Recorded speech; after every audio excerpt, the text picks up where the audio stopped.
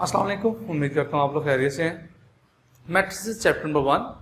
आज का हमारा लेक्चर जो है वो सेकंड लास्ट लेक्चर है। इसमें हम करेंगे क्या, क्रैमर रूल को डिस्कस करेंगे। Cramer rule as a long question आपको पेपर में पूछा जाता है और ये बहुत इंपॉर्टेंट होता है कि 1.6 में से ही आपका लॉन्ग क्वेश्चन बनता है जो क्लास 9 का बनता है। इसमें ये होता है कि अगर दो शिफ्ट होती हैं एग्जाम की, अगर मॉर्निंग में क्रैमर रूल आया तो सेकंड टाइम इन्वर्टेड मेथड है, या दोनों टाइम ही क्रैमर रूल पूछ लिया जाता है। तो क्रैमर रूल में हम किस लिए यूज करते हैं, दो साइमल्टेनियस सीक्वेंस। साइमल्टेनियस सीक्वेंस क्या होती है हम इसकी बात भी करेंगे, और क्रैमर रूल को क्यों इस्तेमाल किया जाता है और इसको यूज करते हुए हम वैल्यूज किस तरह से फाइंड करते हैं। सबसे पहले हम बात करते हैं इक्वेन। तो जहां पर आपको इक्वल टू का सिंबल नजर आ जाता है उसको हम बोलते हैं इक्वेन। दो एक्सप्रेशन के दरमियान इक्वल टू का सिंबल एग्जिस्ट करता है उसको हम बोलते हैं इक्वेन। अब दो इक्वेंस यहां पर लिखी हुई हैं, इनको बोलते हैं साइमल्टेनियस इक्वेंस। साइमल्टेनियस इक्वेंस क्या होती हैं, ऐसी इक्वेंस जिनका कॉमन सोल्यूशन होता है। मतलब इन दोनों को सॉल्व करेंगे तो x की एक वैल्यू आएगी, y की भी एक वैल्यू आएगी। जो x और y की दो वैल्यूज होंगी वो इक्वेशन नंबर 1 का भी सोल्यूशन होगा और इक्वेशन नंबर 2 का भी सोल्यूशन होगा। तो इसलिए हम कहते हैं कि ऐसी इक्वेशन जिनका एक ही सोल्यूशन होता है उसको हम क्या बोलते हैं, साइमल्टेनियस इक्वेंस बोलते हैं। उसके लिए क्रैमर रूल का रूल किस तरह से इस्तेमाल किया जाता है हम वो देखते हैं। तो इसको स्टेप बाय स्टेप आपने फॉलो करना है। तो पहला काम क्या होता है, इस इक्वेशन की, इस सिस्टम की आपने मैट्रिक्स फॉर्म लिखनी होती है। तो हम लिखेंगे द मैट्रिक्स फॉर्म इज,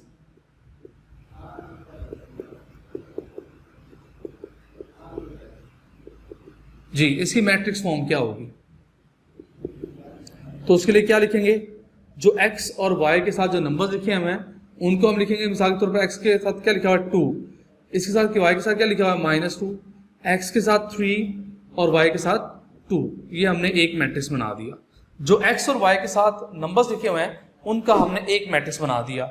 और साथ में इसमें हमें फाइंड क्या करना है, हमें इसको सॉल्व करना है क्रैमर रूल से।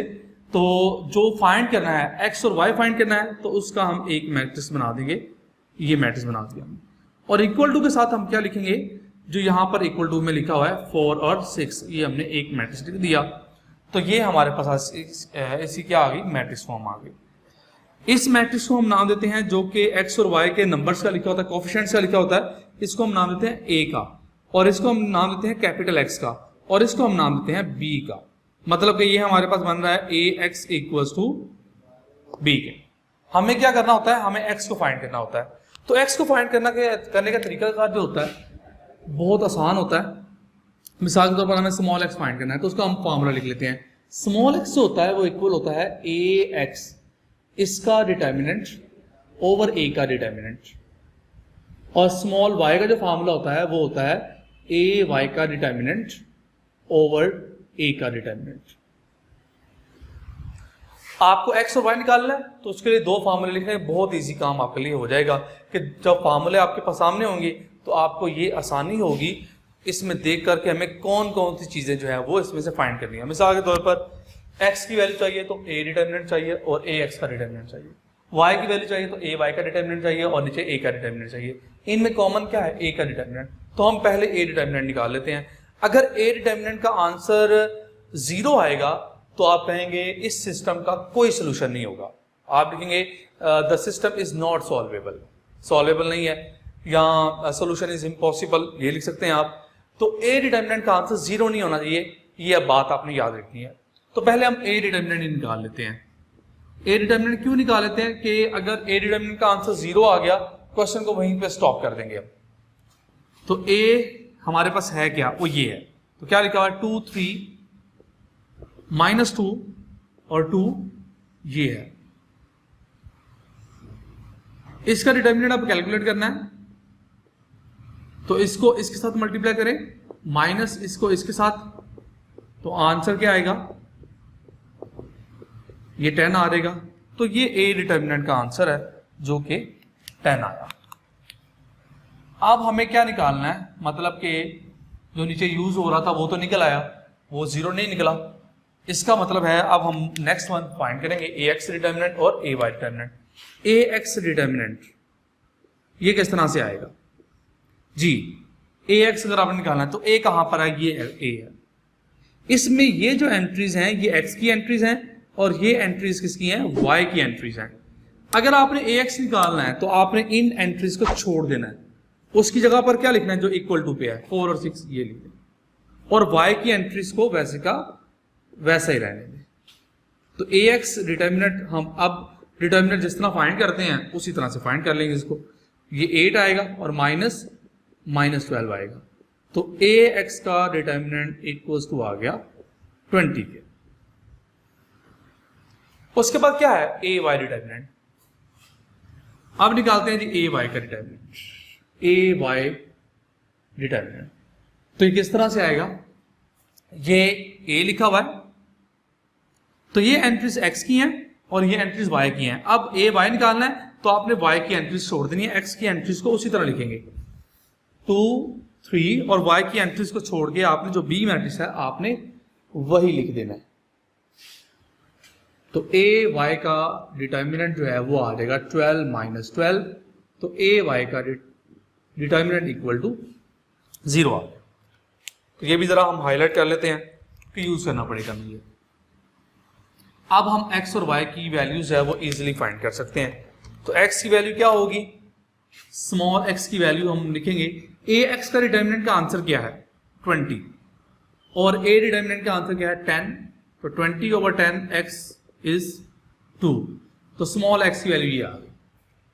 उसके बाद स्मॉल y की वैल्यू निकालनी है, तो ay का आंसर क्या है 0, और नीचे a डिटर्मिनेंट का आंसर 10, तो 0 ओवर 10 क्या होता है 0 ही होता है।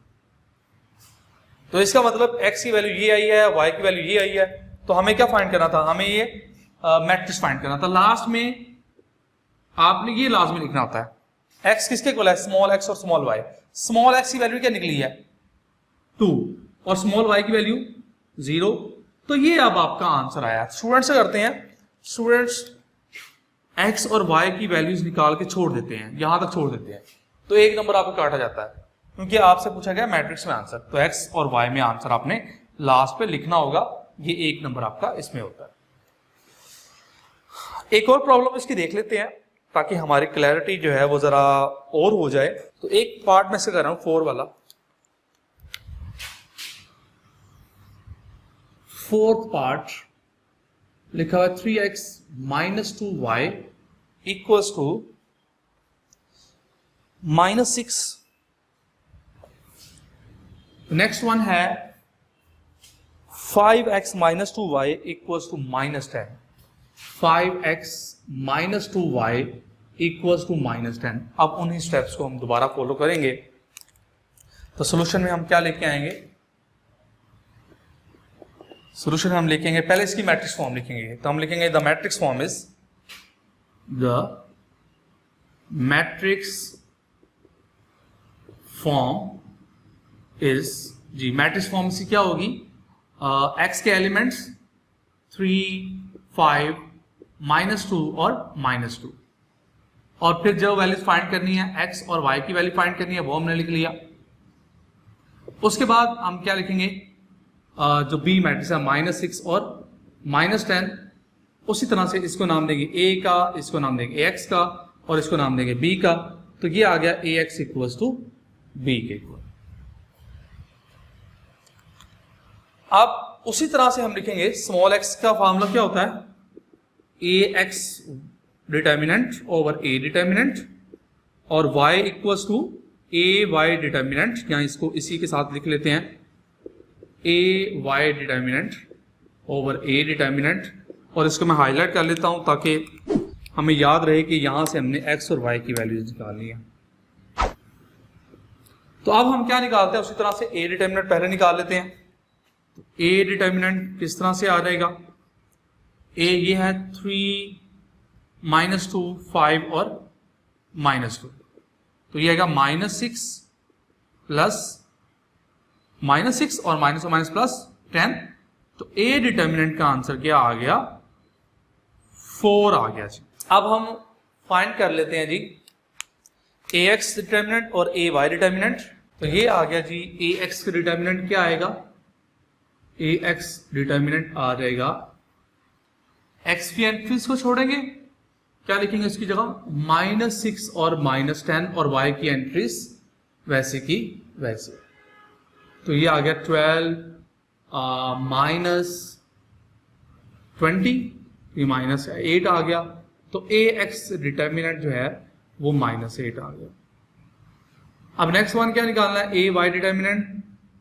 तो ए वाई डिटर्मिनेंट, वाई के एंट्रीज को छोड़ेंगे, 3, 5, -6 और -10, तो ये आएगा -30 और ये क्या आएगा +30।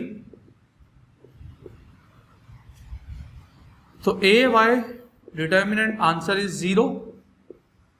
तो इसी तरह से स्मॉल एक्स की वैल्यू क्या होगी, ए एक्स डिटर्मिनेंट क्या निकला है -8/4 और स्मॉल वाई 0/4, तो ये आएगा -2 के और ये आएगा 0 के।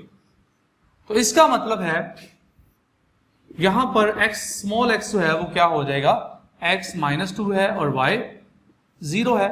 तो ये मैट्रिक्स ही हमारे पास आ गया, x इसके इक्वल है। तो ये था हमारा आज का लेक्चर जिसमें हमने क्रैमर रूल को डिस्कस किया।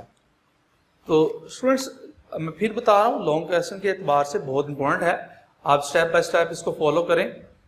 इसी तरीके को आपने अपनाना है कि जो मैट्रिक्स दिया हुआ है पहले उसकी जो सिस्टम दिया हुआ है, और सिस्टम को याद रखना है ये साइमल्टेनियस इक्वेशंस क्या होता है। साइमल्टेनियस इक्वेशंस की डेफिनेशन क्या होती है कि ऐसी इक्वेशंस जिनका कॉमन सोल्यूशन होता है उनको हम साइमल्टेनियस इक्वेशंस बोलते हैं। मैं एक दफा बोल देता हूँ इसकी definition, the system in which equations have the equations which have common solution are called simultaneous equations। इसकी एग्जांपल में आप ये लिख सकते हैं, कुछ भी दो इक्वेशंस लिख दें, उसमें आप सिर्फ वो सिस्टम लिखना है, सॉल्व नहीं करके देना उसको। तो पहले आप उसकी मैट्रिक्स फॉर्म लिखेंगे, मैट्रिक्स फॉर्म के बाद आप ए एक्स और बी का नाम देंगे उसे, उसके बाद स्मॉल एक्स और स्मॉल वाई आपने फाइंड करने हैं, उनके फार्मूले लिख लेने हैं आपने कि स्मॉल एक्स का फार्मूला क्या होता है, स्मॉल वाई का फार्मूला क्या होता है। उसके बाद ए डिटर्मिनेंट निकाल लेना है, ए एक्स डिटर्मिनेंट कैसे निकालना है, ए वाई डिटर्मिनेंट कैसे निकालना है। उसके बाद आपने स्मॉल एक्स और स्मॉल वाई के फार्मूला जो हैं उनमें वैल्यूज पुट करते हुए आपने अपने सोल्यूशन को निकाल लेना है। तो ये था हमारा क्रैमर रूल आज का लेक्चर। इसमें कोई मसला हो, आपको बात को समझ नहीं आ रही, तो आप कमेंट बॉक्स में जाके कमेंट कर सकते हैं, आई विल आंसर दैट। और वीडियो पसंद आई हो तो वीडियो को लाइक करें और शेयर करना ना भूलेगा। इसके अलावा चैनल को सब्सक्राइब कर लें ताकि आपको हर आने वाली नई वीडियोज टाइम पे मिलती रहे। नेक्स्ट लेक्चर में इंशाल्लाह हम इन्वर्टेड मेथड को देखेंगे और चैप्टर नंबर 1 जो है वो हमारा खत्म हो जाएगा। ठीक है जी, मिलते हैं नेक्स्ट लेक्चर में। अल्लाह।